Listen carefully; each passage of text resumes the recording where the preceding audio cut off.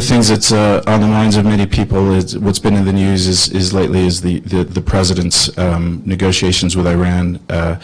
Liz, you were here. I remember you saying that that Secretary Meneses was on his way back while you were visiting the college from these discussions. I'd like to ask both of you and start with Senator Heinrich. You've come out in favor of what the president has proposed. Tell us a little bit why, and then Liz, I know that the New Mexico's labs played a key role in some of those discussions. Share, if you can, after Senator Heinrich speaks, share with us, the role that the New Mexico laboratories played in this very important agreement that was struck. Senator? One of the things that I realized very early after being elected to Congress back in 2008 is that people are incredibly gifted on the Potomac in the Washington region in talking about things in a way that has no bearing on reality, and that, sort of arguing that up is down and left is right.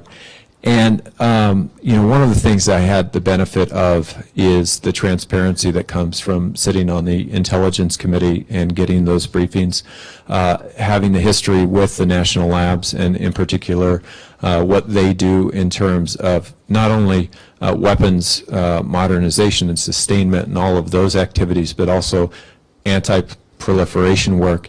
And then I had the opportunity to sit and have dinner with the Deputy Secretary and Secretary Moniz during the negotiations and have a sense for where things were going to, where they were going, and hopefully where we might land and what some of those milestones are.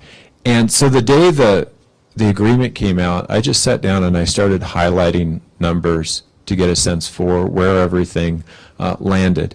And some of the important numbers to me were seeing their stockpile reduced by 98%. That's critical, because today with Iran has enough nuclear material to make 10 to 12 nuclear devices. That is a very dangerous situation today. And when you reduce that stockpile by 98%, which is something that's very, very difficult to hide, enriched uranium in particular is something that our labs are very good at understanding where to see the telltale signs of. That makes everybody dramatically safer. A stockpile that's small enough that you can't even create a single nuclear device.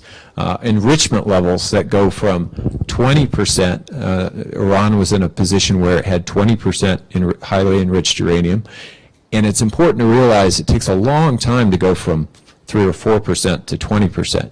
It takes a very short time to go from 20% to weapons level enrichment. And so dialing that back from 20% to 3.67% is incredibly important as well.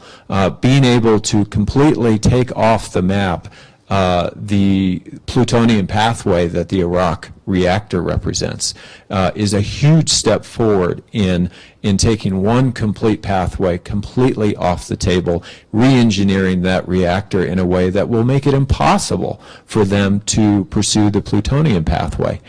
So these are some of the things that I think make an enormous difference, and I would encourage people to, there are places on the web in particular where you can get past some of the talking points and you can get down to the numbers that really support this agreement, and that, just speaking as a father, make me feel better about the security of our country and the world post-agreement compared to where we are today.